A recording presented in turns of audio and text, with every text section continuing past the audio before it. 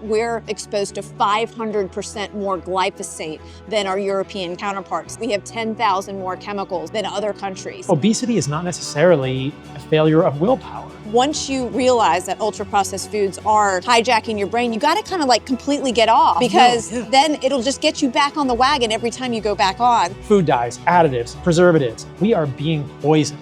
This is something that has never before been presented by our executive leadership, the President of the United States, the truth about the chemical soup Americans are being exposed to. Vani, Hi. it's good to see you. You too, Paul. What did you have for breakfast this morning?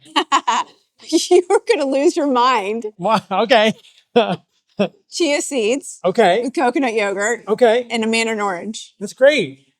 That's like, there's no processed food there. It's totally fine that that's plant-based. I have no problem with that, but there's no processed food there. Yeah. I just think it's so interesting. We're here in DC, we're in the White House, we're in the Eisenhower Executive Building, and nothing around us right now is set up to allow for health. Nothing. Right? Nothing. Nothing. We went to Have dinner. you seen the cafeteria downstairs? I'm going downstairs later, and I'm Oh gonna boy. call them out. Oh, no.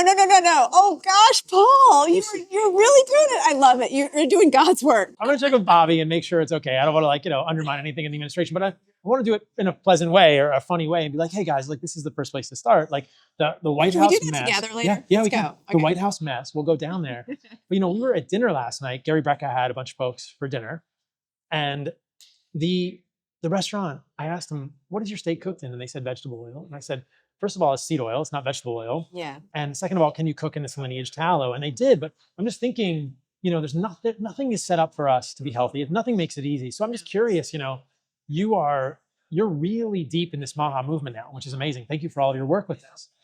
And I just think you're traveling a lot, you're working a lot, and still you're maintaining a healthy diet. Even though, I ate raw meat and raw milk this morning, and you had chia seeds and coconut pudding and a mandarin orange. That's amazing. Yeah. So that's great. So what is this report that's coming out today? We are here May 22nd. It's a big deal. Trump, when he got into office, he talked about this imperative that we understand what is making America unhealthy. So tell me about this report. What are we going to see today? What do you know about this? Yeah. So this report is going to be the foundation for radical policy change. Really? Yes. Amazing. The first step is to tell the truth, right?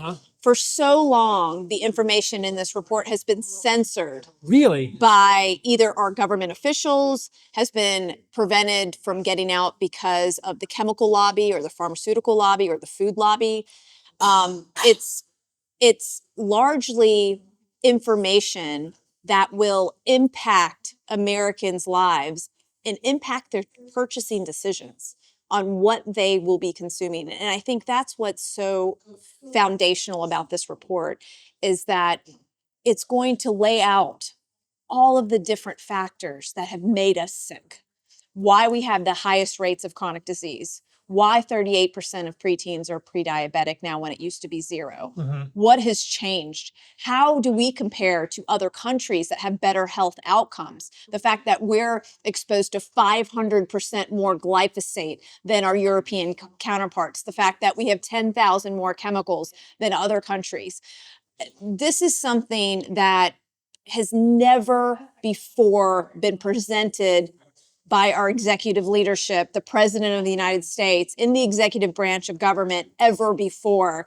The truth about the chemical soup Americans are being exposed to, all the different toxins, the microplastics, the phthalates, the pesticides and herbicides, the food additives, everything that I know, Paul, that you feel so passionately about, to get the truth out to your audience and to the American people and to the world about how to truly help our bodies heal and live the healthiest life. And I think what brings us together is this idea of we need to avoid these chemical toxins. And the problem is that Americans largely don't understand what's been done to our food supply, how our food supply has been inundated with these chemicals to improve the bottom line of the food industry, but not improve our health.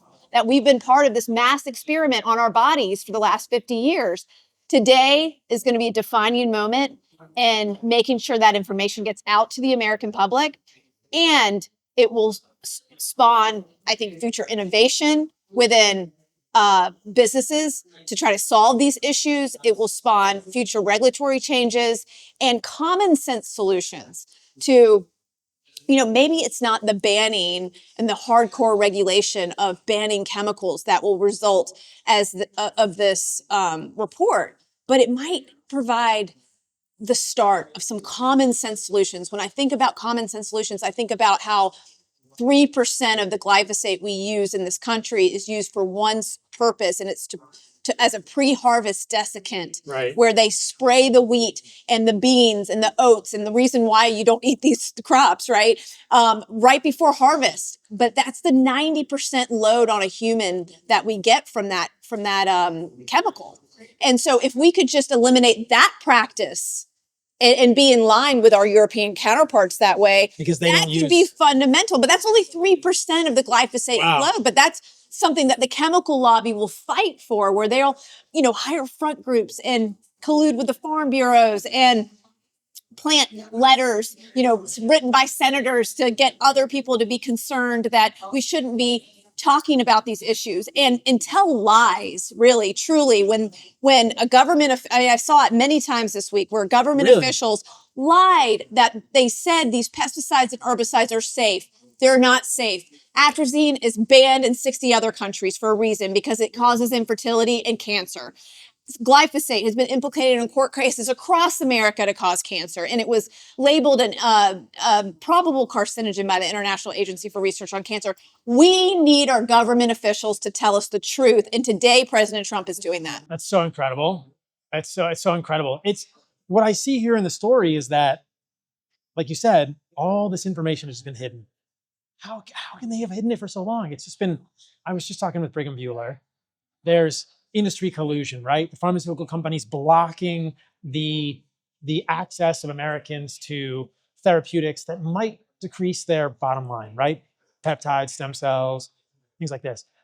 The story seems the same here. It's just like somehow for the last 50 to 70 years, the US government has been influenced by these agribusiness companies, industry, chemical companies, and we haven't seen this information. I mean, how did they come up with this information? Presumably this isn't like this isn't Indiana Jones and the Lost Ark. They didn't have to go to some Amazonian jungle and dodge a boulder to find this. This wasn't buried in the ground. It's just been here, but we never talked about it. Like, where is this coming from? How is it possible we've never heard this? Yeah, I mean, I think a lot of this information we've known about, right? Yeah, and activists have known about, and advocates who've been looking at the environmental impacts of what we're eating and what's been used to grow our food, right? I feel like we've been at the forefront of this cutting edge information, but the government has been completely taken over by special interests. So this information has not gotten out to the American people in a big, broad way, because, when the media colludes with the chemical lobby and the pharmaceutical lobby too, we don't get the truth. And I think just getting the truth alone will have impacts, generational impacts for my children, my children's children. And I think about that, because I think about, where I came from, where, 20 years ago, I was so sick. I was on 9 prescription drugs, had endometriosis, had an appendectomy, had all of these, eczema, asthma, other allergies and stomach issues that were all related to the food I was eating, was completely because of the food that I was eating. And if Americans just learned that fact, that they could eat real food and get off all their prescription drugs like I did, right? And live a life that I never thought was possible, where the weight just came off and I never had to diet again. And I lived this like beautiful life where my brain is clear and I can find my passion and what I'm meant to do on earth. And like, I feel like that is available to every American if we get off these chemicals in our diet. And this has been my mission. I know it's a big mission of yours. And this is a defining moment. And I think today is going to be a historic day. I am so grateful to be here with you, Paul. It's cool. It is it's super exciting. So cool to be here. I'm seriously just pinching myself that we are at this journey together, because again, I think this is going to have impacts for generations to come. I hope it does. And when I think about it, it's so simple. I mean, the statistics here are staggering, and it's so obvious. You look at this and you look at the obesity statistics. You talked about this: childhood, adolescent obesity, rates of autism, rates of cancers, rates of any chronic disease are through the roof. But if you just look at obesity, that story is very telling. obesity rates are going through the roof, right? But we're not necessarily eating enough calories to account for that. So there's got to be something else going on. Yeah. And I think Bobby has said this, and he said it very well. Like, we are being poisoned.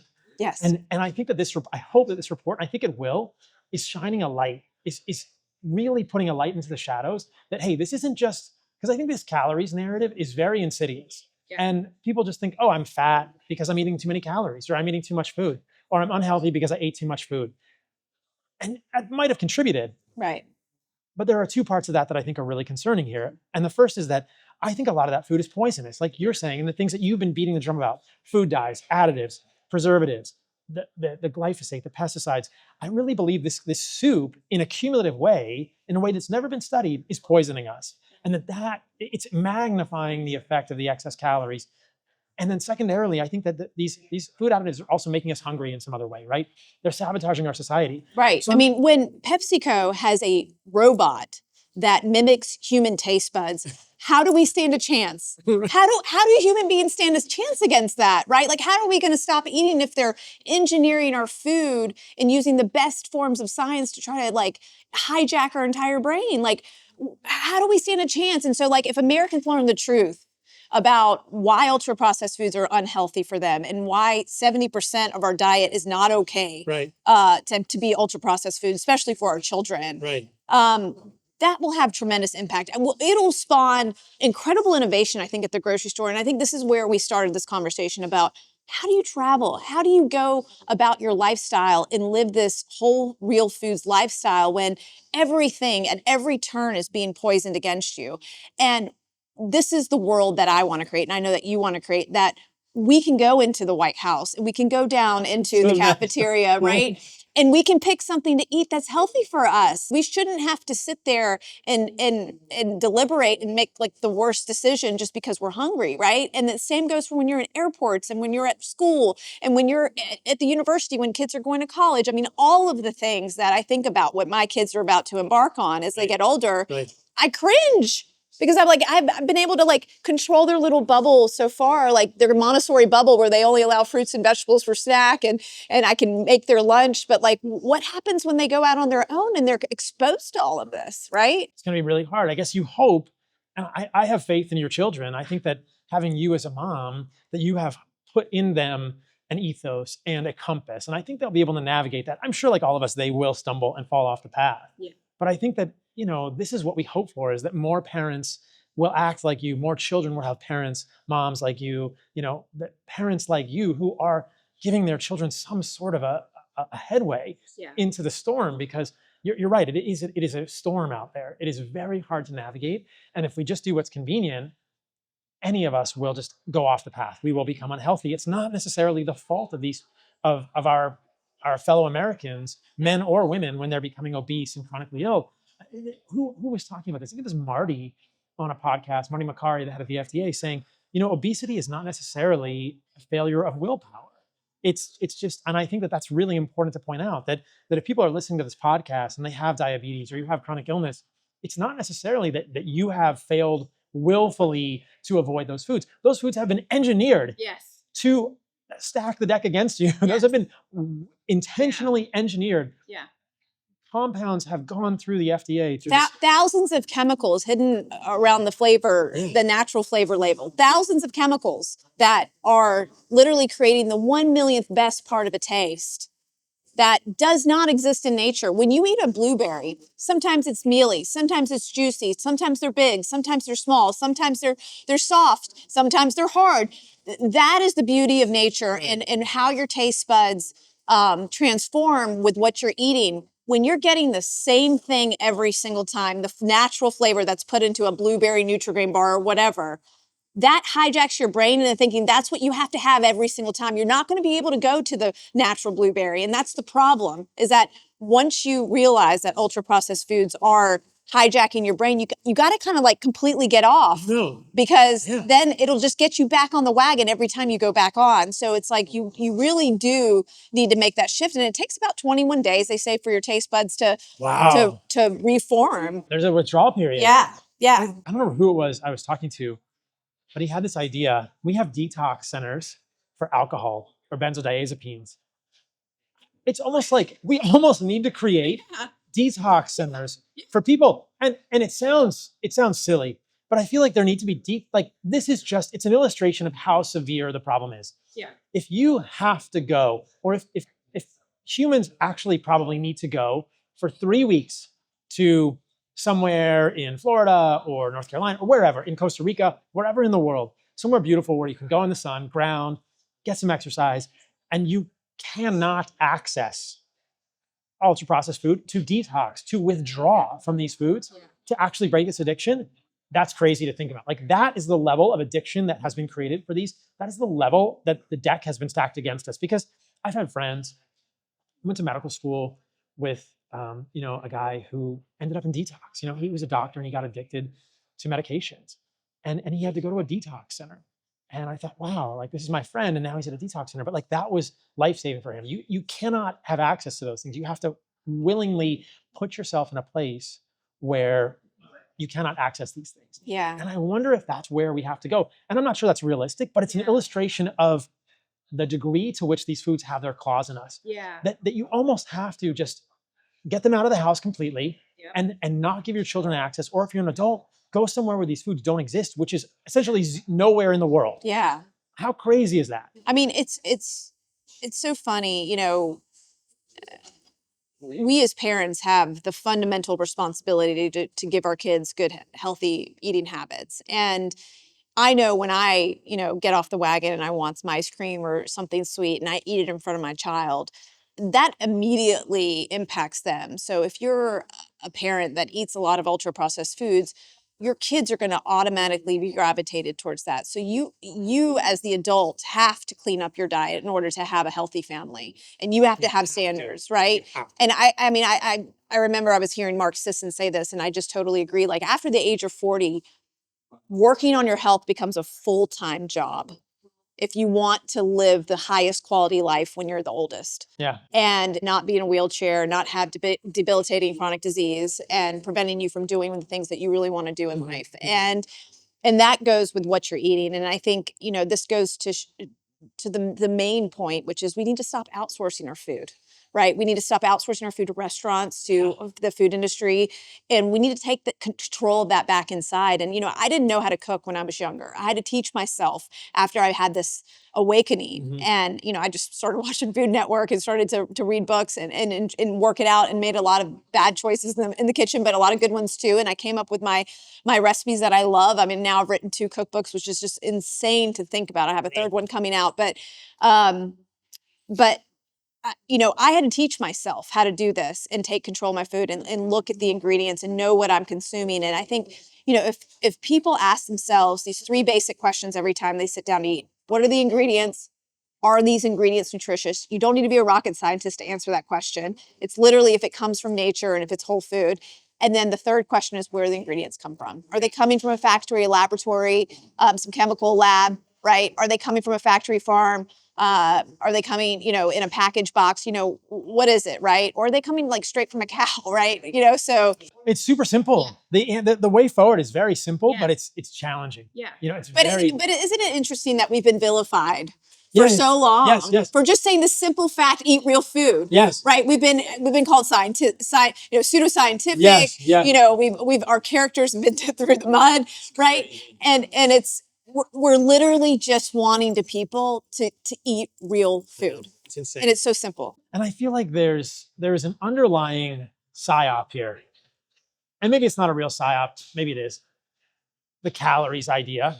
I just think this is an insidious notion that has been foisted upon us. And this is Weight Watchers. And there are so many incarnations of this. I fell victim to it. I thought, oh, I can go to my boss's desk and eat Twizzlers because they were only 1 point. I had no idea I was putting petroleum, crude tar ingredients in my body and high fructose corn syrup, and I mean, of course, no wonder I could never get off the weight loss bandwagon and had to go on all these random diets. No wonder I struggled through that, because I wasn't paying attention to ingredients. I wasn't looking at what was actually in that Twizzler. I will say this again, I've said it before, I don't think humans can effectively, consistently lose weight by counting calories. It doesn't work. It just fails.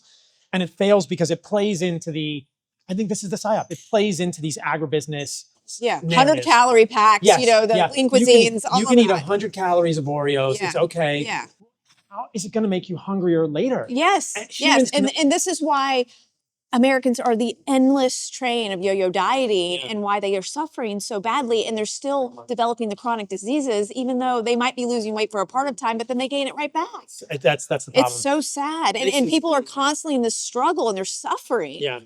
This is the roller coaster. I think this is the problem, and this is what we need to affect change in from a paradigm perspective. That if humans can understand, and I hope that this report will be the beginning of that. I think it's super exciting where we are. That like we will find this place where humans understand the quality of the food is king. Yes. And you don't have to be perfect all the time, but if you just improve food quality and the work that you're doing, to make more quality food available by getting these additives out is critical. But I think it's so simple for people. Like eat more quality food more of the time and you'll do well. Forget about calories. You cannot eat 100 calories of Oreos and think that's the same as 100 calories of carrots, chia pudding, or a steak. It just doesn't work that way. Yeah. End of story. So thank you for the work you're doing. Thank you. It's great sitting down with you. And I'm glad we finally made it happen. I know. And I will see you this afternoon. I know. With the president. Onward. Thank you, Vani. Yes, thank you.